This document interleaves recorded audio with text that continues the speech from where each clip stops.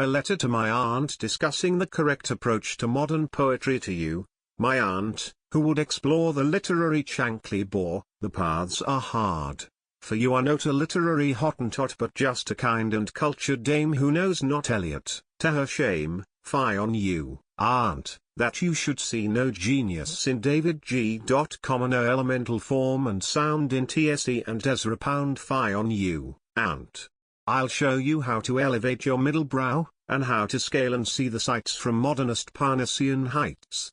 First buy a hat, no Paris model but one the Swiss wear when they yodel, a bowler thing with 1 or 2 feathers to conceal the view, and then in sandals walk the street. All modern painters use their feet for painting, on their canvas strips, their wives or mothers, minus hips. Perhaps it would be best if you created something very new, a dirty novel done in Erse or written backwards in Welsh verse, or paintings on the backs of vests, or Sanskrit psalms on lepers' chests. But if this proved impossible, perhaps it would be just as well, for you could then write what you please, and modern verse is done with ease. Do not forget that limpet rhymes with strumpet in these troubled times, and commas are the worst of crimes.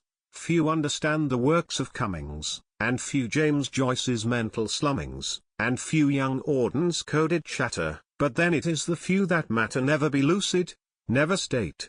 If you would be regarded great, the simplest thought or sentiment, for thought, we know, is decadent. Never omit such vital words as belly, genitals and dash, for these are things that play a part, and what a part, in all good art. Remember this, each rose is wormy, and every lovely woman's germy.